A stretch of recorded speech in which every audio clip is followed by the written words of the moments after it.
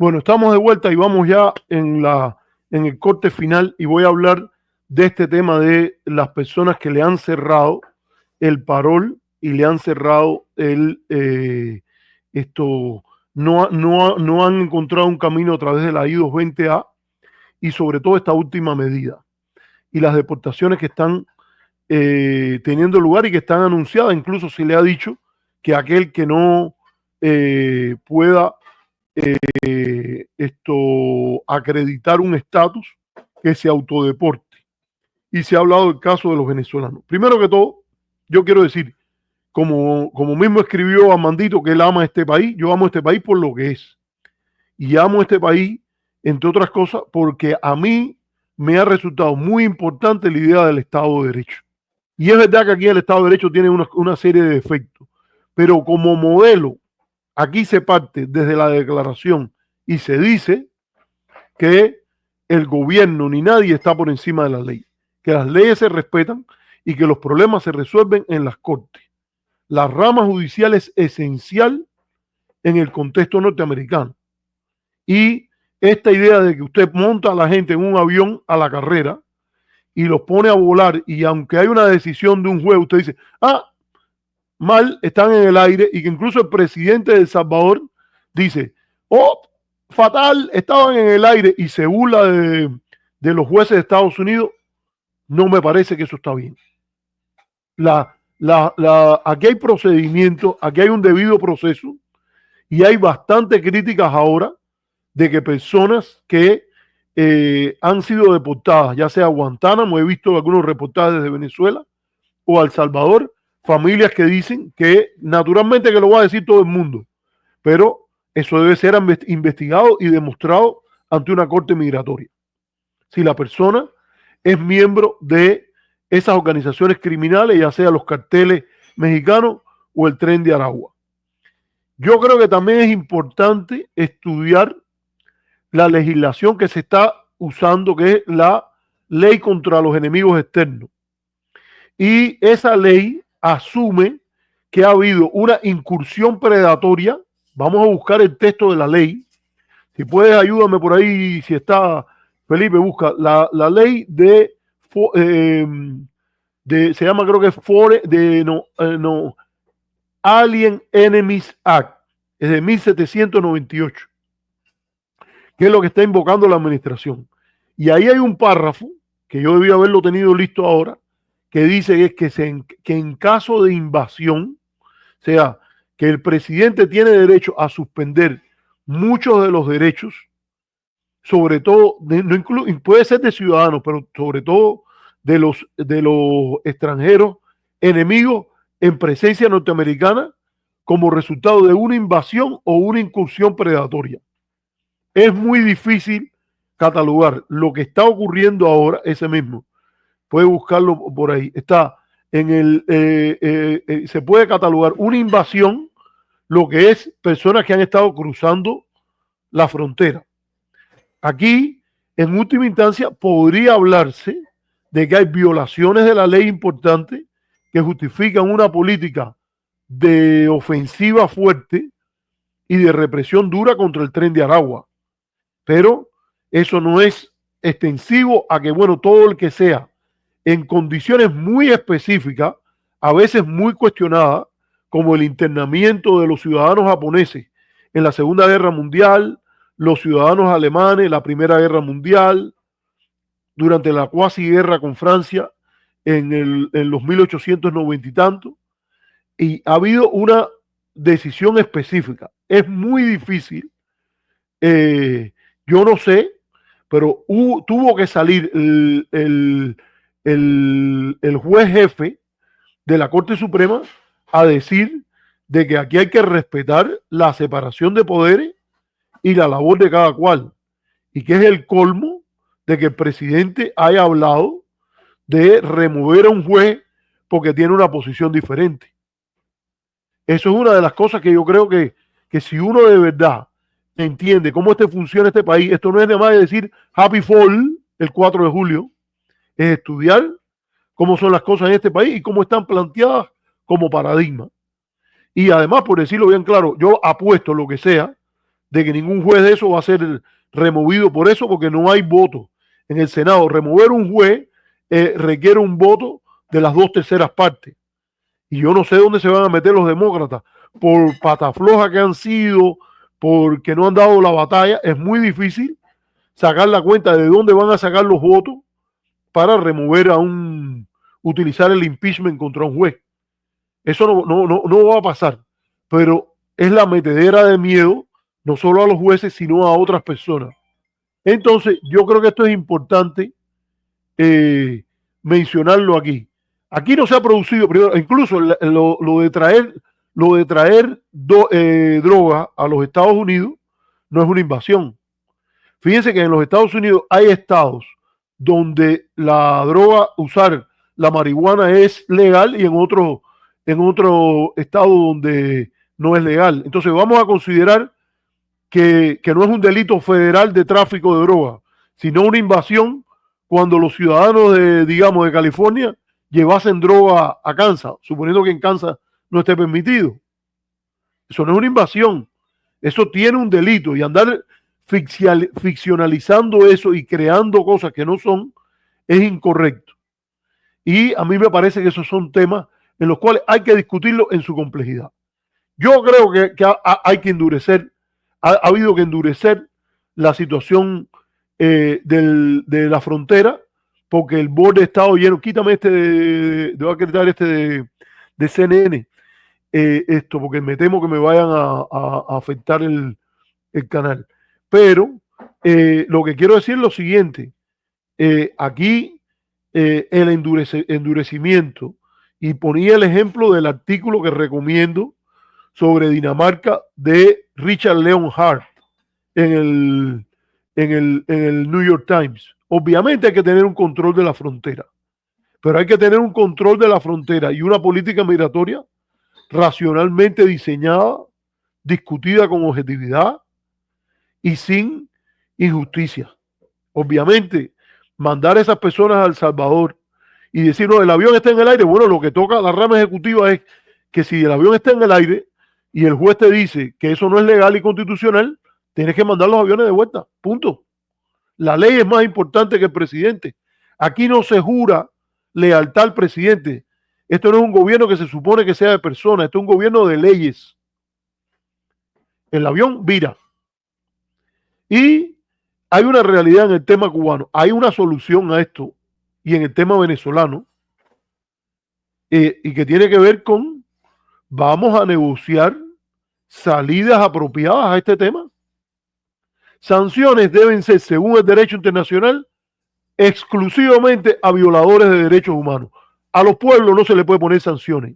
El modelo por el cual tú revientas al pueblo para que estalle y salte, y entonces, como dice el memorándum Mayori, decaer el salario real, como es, causar hambre y desesperación para que el pueblo se rebele contra el gobierno, eso no tiene nada que ver con derechos humanos, no tiene nada que ver con la Carta de la ONU.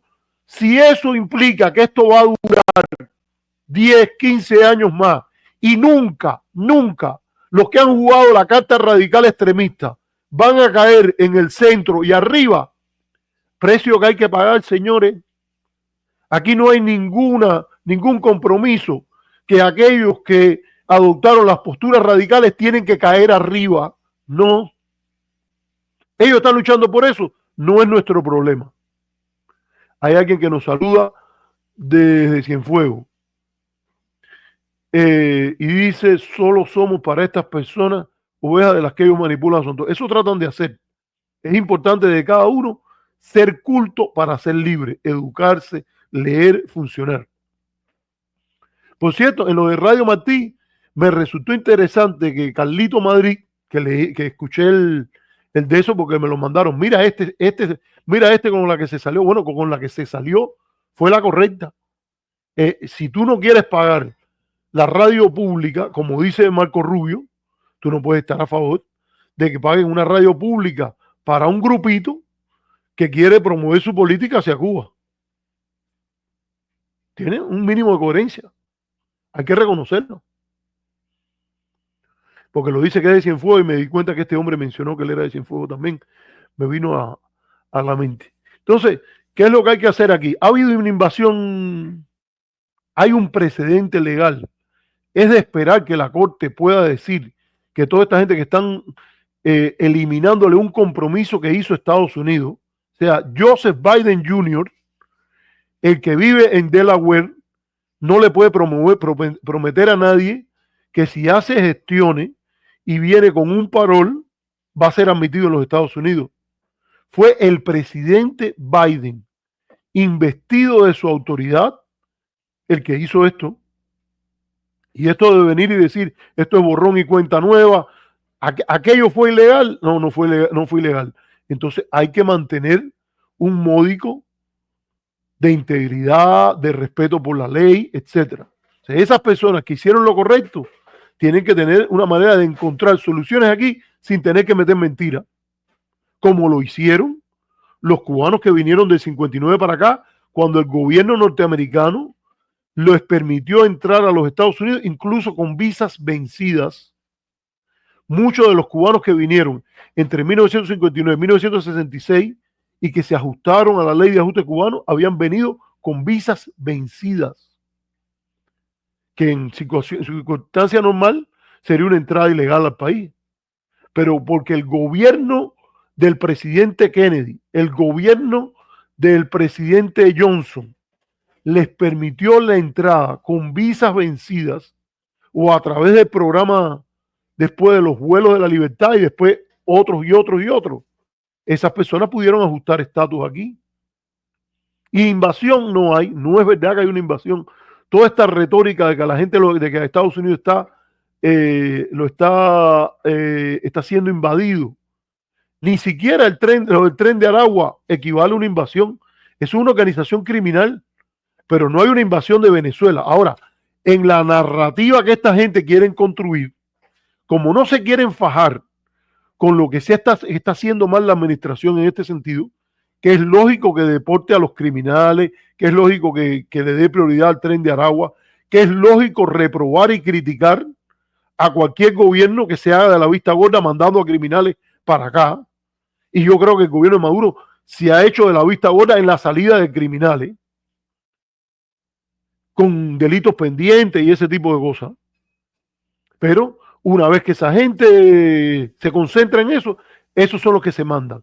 Vi que en el programa que hizo Felipe sale una declaración de Odaola que dice que para expulsar a los malos, muchos buenos se tienen que ir.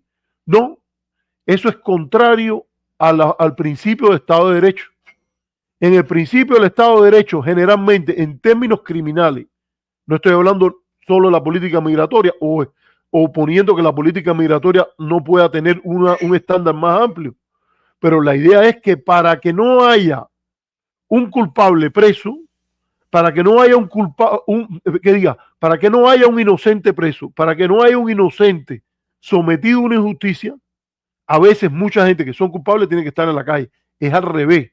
No es esto de daño colateral y empezar a votar gente y a votar gente. Y hay un tatuaje, yo no sé si es del tren de Aragua, pero es venezolano, tiene un tatuaje para afuera. Y además, la segunda es lo que están entonces construyendo para defender la posición trompista es una barbaridad. Que es que el tren de Aragua está conectado con el gobierno venezolano. Es posible que haya sectores corruptos en el gobierno venezolano, pero habría que probar, no eso, de que un corrupto se hace de la vista gorda con el tren de Aragua. Habría que probar que el gobierno venezolano está detrás de las acciones del tren de Aragua ahí en Colorado, cuando apareció un hombre con un AKM tocándole la puerta allí. Y entonces la otra que por carambola empiezan a decir es que el gobierno cubano, que es terrorista, porque apoya al gobierno venezolano que manda el tren de Aragua para acá. No, chicos, todo es una mentira. Todo es un cuento. El tren de Aragua no ha invadido a los Estados Unidos. El tren de Aragua es una organización criminal que se ha colado en los Estados Unidos.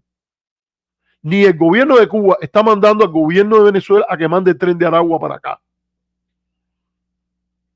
¿Me entiendes? Entonces, aquí es lo que hay que hacer, una operación real y fortalecer el control de frontera y fortalecer la penetración, la cooperación internacional entre cualquier país, porque el tren de Aragua es un enemigo de todo el mundo. del gobierno de Venezuela y del el orden en Venezuela, del orden en Centroamérica y el Caribe, y como son los carteles mexicanos, y cooperar en torno a eso. Y tratar de aniquilar, como se hace con la piratería, como se hace con el crimen internacional, y allí hacerlo. Pero ¿qué relación hay a partir de la ley de enemigos externos para que haya 3 cubanas que las han arrestado por el I-220A, que no tienen un estatus, que no sé qué? ¿Cómo es que esa gente tiene que ver con una invasión o con una incursión predatoria del Tren de Aragua? Si a lo mejor hasta esas muchachas, esas mujeres ni sabían qué cosa es el Tren de Aragua. Entonces, es lo que hay que pedir. Miren, hace falta una prensa objetiva. Por eso hay que cerrar Radio Martí, porque se le dieron la oportunidad de convertirse en una prensa objetiva, a pesar de que no debió existir por el tema de Martí y por eso. Pero hay que leer el testamento político de Martí, la carta de Manuel Mercado, y tú contrastas con lo que para lo que se creó Radio Martí en la práctica, ni siquiera por lo que se enuncia, para lo que fue. Tenemos que tener una cultura de pacto, una cultura de diálogo, una cultura en la cual donde pueda el Partido Comunista tiene que negociar con gente que no son comunistas, y no individualmente ni mucho menos. El Partido Comunista de Cuba debe estar abierto a un diálogo con personas que abiertamente quisieran que se acabe el bloqueo y que hubiera una situación normal y que haya la posibilidad de organizarse y de correr campañas contra el Partido Comunista. Y en Miami, bajo los estándares de la democracia liberal norteamericana, hay que condenar al que le dé un tiro a alguien. Hay que condenar a los que estaban acosando a Edmundo García en el Versalles, que dice Edmundo que le dijo a la policía que había uno con un cuchillo que lo quería pinchar. Cuando él dijo que se quería quedar, que dice que le dijo, no, aquí hay uno que, para que sepa, tenemos información que hay alguien que viene con un cuchillo y que te quiere meter un pinchazo. No, no. Ahí la policía lo que tiene que hacer es, aun cuando el mundo fuese repudiado por toda esa gente, coger al que tiene el cuchillo y meterle una buena condenaza por la cabeza. Tú no sales a la calle a una manifestación a meterle una puñalada a nadie. Esa es la historia. Crear un ambiente ahí en el cual, mira, por allá enfrente están 3 que son comunistas, o 3 que son contra el bloqueo, que no es lo mismo, o 3 que no les gusta cómo se maneja esta ciudad, no les gusta la manera que esto se controla. Sí, esa fue la experiencia. Ahí la tenemos. Y entonces, no te gusta, te empiezas a comportar civilizadamente. Tú estableces estándares de comportamiento, tú pagas tus propios medios, tú no vives a cuenta del gobierno de los Estados Unidos para meter tu... y creas falsas leyendas, la de la traición. Fíjense, muy interesante lo que dijo el director del Toque. Fíjate, después que le han estado dando tanto dinero, que según dijo Claudia Colombier, en el país más del 50% salía de la net. Fíjate cómo le paga el Toque a lo que hacían por el Toque. Es que ahora dice en el Miami Herald que Estados Unidos ya no es confiable como partner democrático. Pentón, nosotros, que Estados Unidos no es un partner democrático, Pentón que dice que le han hecho caso a lo que el gobierno cubano decía, este es José Hassan Nieves, y que dice, por cierto, que la transparencia es un lujo para las democracias desarrolladas, no para más nadie. No, la transparencia es un estándar para ti, para todos. Entonces, crea todo eso, construye un ambiente democrático. Quítame esto, porque es verdad que ahí no quiero darle mucha vuelta a esto. Me vas a motivar a un comentario duro y no quiero hacerlo. Quiero evitar darle una razón para entrar en careo a la otra persona ahí, porque no quiero, simplemente. Y entonces, creo que es importante que esas cosas se hagan y pedir que en Estados Unidos se cumplan las leyes. Y en este caso, difícilmente hablar de una invasión, difícilmente hablar de una incursión predatoria, es lo que yo creo que puede decir el gobierno cuando trate de defender. Y segundo, a los jueces se respeta. A los jueces se respeta. y el dinero del contribuyente es sagrado. Bueno, señores, lo voy y por cierto, hay maneras que esto lo pueden ayudar a salvar. Mira, Pintón, da tu opinión sobre esto. Todo el que quiera trabajar en promoción de la democracia en Cuba, en esos programas que sobreviven, salario mínimo para todo el mundo. Todo el que esté, primero hay que racionar eso y a ver si están dispuestos a trabajar por salario mínimo. Si no, hay que buscarse una pega, hay que dar clases, hay que cargar caja, hay que aprender a cocinar, hay que manejar camiones, eso es lo que hay que hacer. Así que, señores, nos vemos entonces. Esto lo tenía un poquitico más elaborado, la última parte esta, pero yo creo que lo esencial es esto. Este lenguaje contra los inmigrantes es peligroso. Esto de que son una invasión, por ahí empezó la cosa. Y la otra pregunta, la última pregunta es, ¿qué van a hacer los congresistas latinos, los congresistas cubanoamericanos? Nunca se me olvida que en plena administración Trump, Alexandria Ocasio-Cortez visitó y dijo, y habían unas mujeres cubanas allí que llevaban días sin bañarse. Eva, no puede, te doy un besito. Ya, ve para allá, Eva, ve para allá, que no puedo. Ya, te doy un abrazo, ya, pero ve para allá. Y es algo que es importante a preguntar. Alejandro Ocasio-Cortez dijo eso de que había mujeres cubanas ahí que ni sabían, les dijeron que llevaban días sin bañarse. Esto fue en la primera administración Trump. Días sin bañarse, con problemas de atención médica y todas esas cosas. Y fue ella la que lo sacó. No, coño, eso tenía que haberlo sacado María Elvira. O si no era María Elvira, que en ese momento congresista, lo tenía que haber sacado esto, Carlos Jiménez, Mario Díaz Balar. Pero no, esto está más enfocado en el bloqueo a Cuba, en la guerra económica contra Cuba. Bueno, por ahí hay que ponerlo. Dice aquí Boris Alarcón y está fuerte, pero parece que esto es una verdad. Si no hay billete, no hay oposición. Es todo lo contrario. Debería haber oposición y que ella misma colectara su propio billete para pagarse a sí misma.